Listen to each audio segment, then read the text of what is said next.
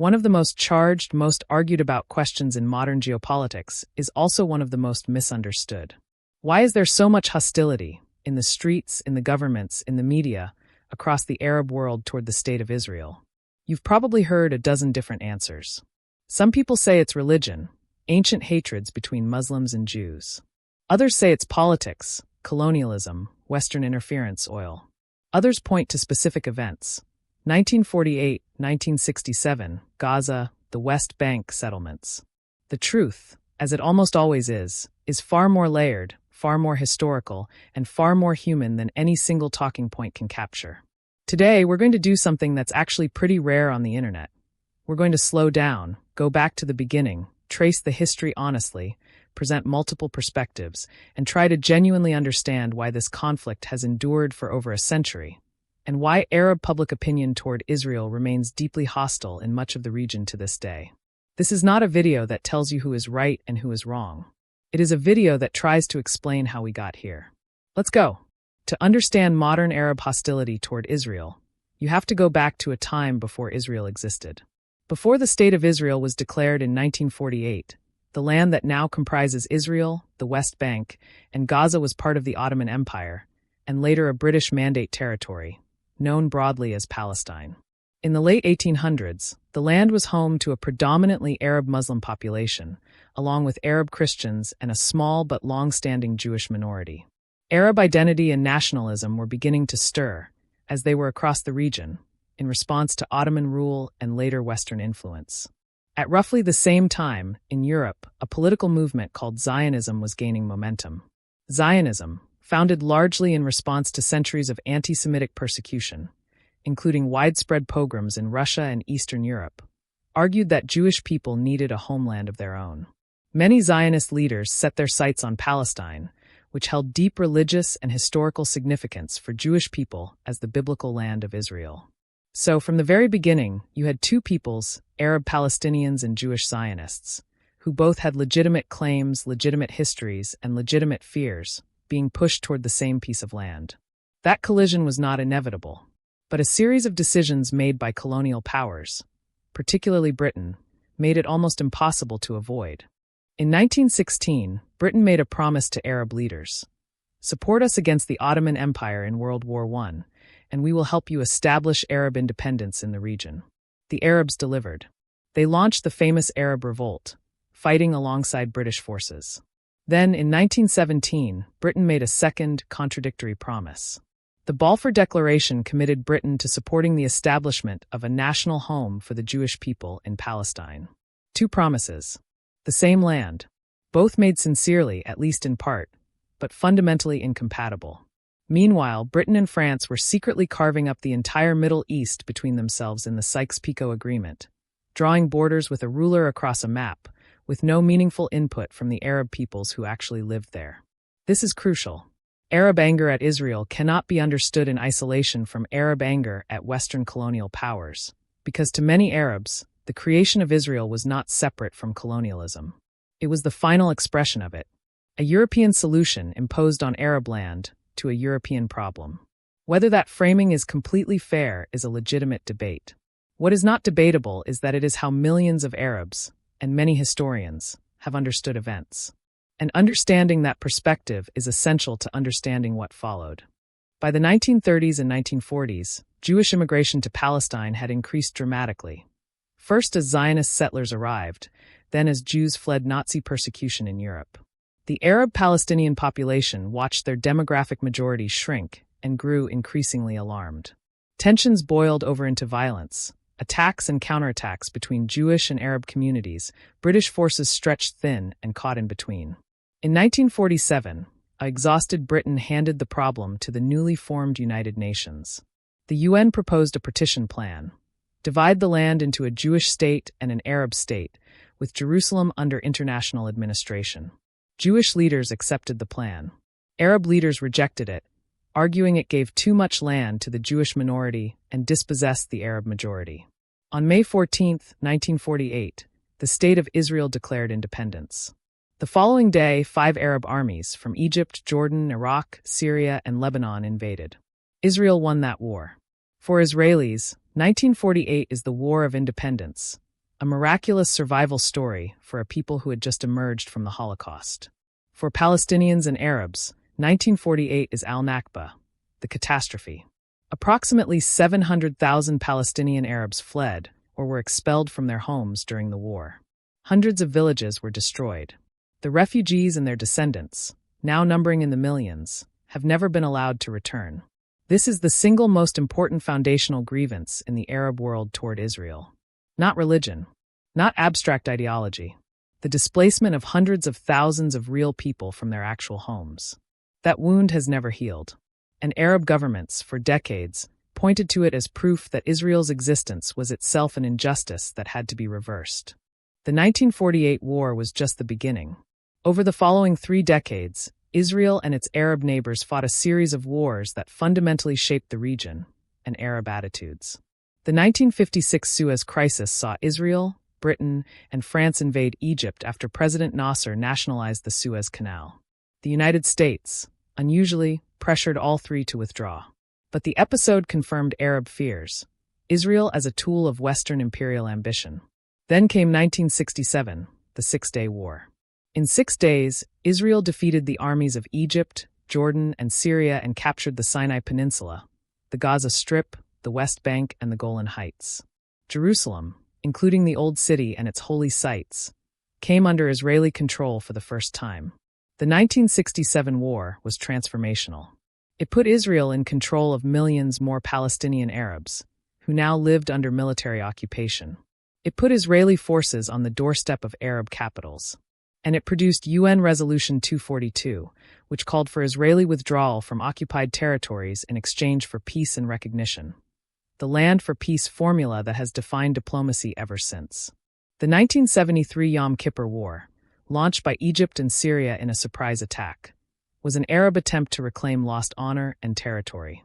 Egypt ultimately regained the Sinai through the Camp David Accords of 1978, becoming the first Arab country to officially make peace with Israel. But that peace was deeply unpopular across the Arab world. Egyptian President Anwar Sadat was assassinated 3 years later by members of his own military, specifically because of the peace treaty. The lesson Arab publics and governments drew: making peace with Israel came at enormous political and potentially personal cost. Let's be direct about something. Across all the wars, all the politics, all the regional power struggles, the Palestinian issue remains the single deepest source of Arab hostility toward Israel. The Palestinian people, millions of them, live under conditions that most of the world regards as unjust. In Gaza, 2.3 million people live in one of the most densely populated and blockaded territories on Earth. In the West Bank, Palestinians live under Israeli military administration, with limited self-governance through the Palestinian Authority, surrounded by Israeli settlements that the international community considers illegal under international law. Palestinian refugees and their descendants, scattered across Jordan, Lebanon, Syria, and beyond, live in camps that have existed for 3 generations, denied citizenship in many host countries, unable to return to their original homes. For Arab populations, regardless of their own government's political positions, these images are visceral and constant. Every Israeli military operation in Gaza, every home demolition in the West Bank, every checkpoint, every settlement expansion, every Palestinian family's story shared on social media. Arab public sentiment toward Israel is overwhelmingly shaped not by religious hatred of Jews, though anti-Semitism is a real and serious problem in parts of the region, but by ongoing identification with Palestinian suffering. Polls consistently show that Arab populations support Palestinian rights far more strongly than their governments do, and many feel betrayed by Arab leaders who have normalized relations with Israel or remained passive. This is a key distinction. Arab governments and Arab populations are not the same thing. Several Arab governments have now made peace with Israel, Egypt, Jordan, and via the Abraham Accords of 2020, the UAE, Bahrain, Sudan, and Morocco. But popular opinion in the Arab street remains deeply hostile. The Palestinian cause resonates at a human, emotional level that transcends official diplomatic positions. It would be dishonest to pretend religion plays no role. It absolutely does, but not in the simplistic way it's often portrayed. Jerusalem contains the Al-Aqsa Mosque compound, known to Muslims as the Noble Sanctuary, which is the 3rd holiest site in Islam. Israeli sovereignty over Jerusalem, and especially tensions over access to and control of Al-Aqsa, generate enormous anger across the Muslim world, well beyond the Arab sphere. Hamas, which governs Gaza, is an Islamist organization that frames the conflict explicitly in religious terms, as a struggle to reclaim Islamic land from a Jewish state. Hezbollah in Lebanon similarly uses religious framing. And there is a real problem with anti-Semitism in parts of the Arab world. Anti-Semitic conspiracy theories, some imported from Europe, some homegrown, circulate in Arab media and culture.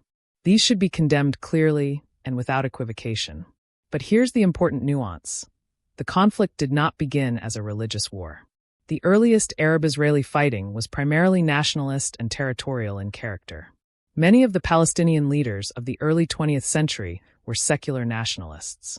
Many early Zionist leaders were secular as well. The religious dimension intensified over decades, particularly as Islamist movements grew in influence from the 1970s onward, partly as a response to the failure of secular Arab nationalism.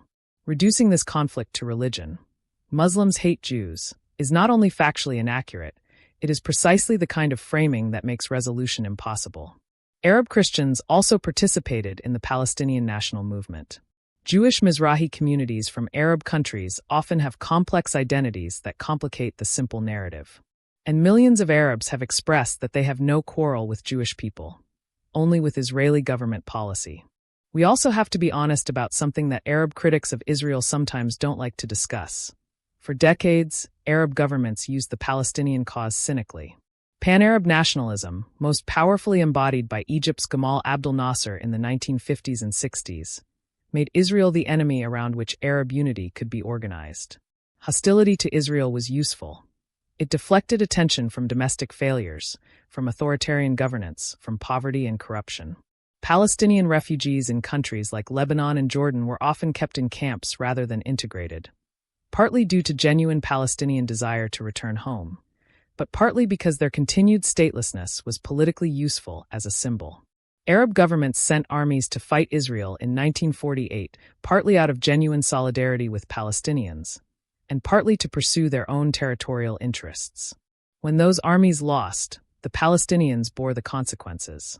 The failure of Arab nationalism, its military defeats against Israel, its inability to deliver prosperity or freedom to Arab peoples, led to a crisis of identity and purpose across the region.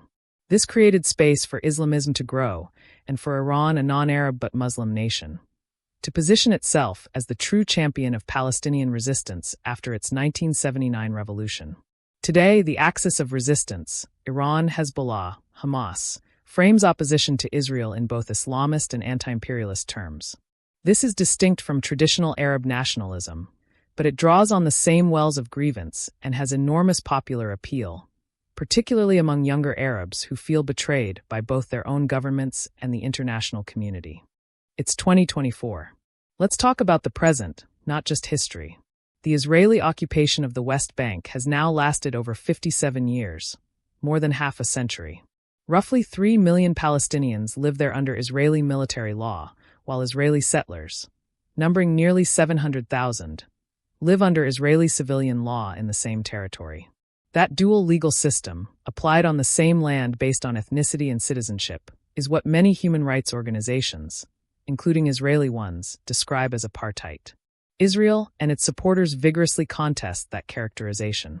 In Gaza, the situation is different and arguably more acute. After Hamas took control in 2007, Israel and Egypt imposed a blockade. Movement of people and goods became tightly restricted. The economy collapsed. Then came the wars, 2008 to 2009, 2012, 2014, 2021, and then the catastrophic conflict that began after Hamas's October 7, 2023 attacks, which killed approximately 1,200 Israelis and resulted in the taking of around 250 hostages. Israel's response in Gaza has been militarily devastating. Tens of thousands of Palestinian deaths, mass displacement, destruction of critical infrastructure.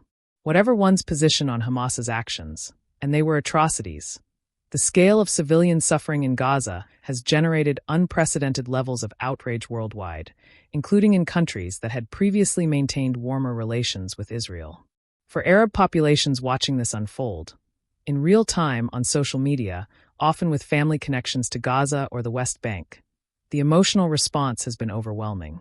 The gap between how Israeli deaths and Palestinian deaths are covered and discussed in Western media has itself become a source of intense Arab and Muslim anger. Something significant happened in 2020 that we have to acknowledge. The Abraham Accords normalized relations between Israel and 4 Arab states: the UAE, Bahrain, Sudan, and Morocco. Saudi Arabia was in active negotiations before October 7, 2023 derailed the talks. What does this tell us? It tells us that Arab governments, at least some of them, have concluded that their strategic interests, particularly vis-a-vis Iran, align more closely with Israel than the old ideological position required. Economic ties, security cooperation, and U.S. diplomatic pressure all played roles. But, and this is critical, the Abraham Accords were struck without any meaningful progress on Palestinian statehood. No Palestinian leader was consulted. No occupied territory was returned. Arab populations' reactions were largely negative. Polls in Arab countries showed that majorities opposed normalization without Palestinian rights. The Abraham Accords revealed a widening gap between Arab governments, making pragmatic calculations, and Arab publics, who still feel deep solidarity with Palestinians. Since October 7th and the Gaza war, even the Gulf states that signed the accords have faced enormous internal pressure. Crown Prince Mohammed bin Salman of Saudi Arabia has made clear that normalization is now contingent on a credible path to Palestinian statehood, a condition Israel's current government has rejected. Let's be specific. What do Arab people actually believe? This is where we have to distinguish between the rhetoric of governments and armed groups on one hand, and the actual views of ordinary people on the other. The Arab Barometer, a respected research network that polls Arab publics, consistently finds that the Palestinian cause commands enormous popular sympathy. Majorities in most Arab countries view Israel's treatment of Palestinians as unjust. Support for Palestinian statehood is near universal. But Arab publics are not monolithic. Younger Arabs are more focused on economic opportunity, governance, and personal freedom than their parents' generation. Many are deeply cynical about their own government's use of the Palestinian cause as a political distraction. Many distinguish between Jewish people and Israeli government policy. Anti-Semitism exists. Surveys do find it at troubling levels in some Arab countries, but it is not the defining feature of Arab opinion. Most Arab respondents, when polled, frame their opposition around Israeli policy and Palestinian rights, not inherent hostility to Jewish people. This is a spectrum. On one end, violent Islamist movements that genuinely reject Israel's right to exist and embrace anti-Semitic ideology. On the other end, ordinary Arab citizens who simply want the Palestinian people to have rights, dignity, and a state, and who see Israeli governments as obstacles to that. Most Arab opinion sits closer to the latter than the former, and conflating the two does a serious disservice to the complexity of the situation. A honest video requires us to present the Israeli and Jewish perspective with equal fairness. From Israel's perspective, the hostility it faces is not primarily about Palestinian rights.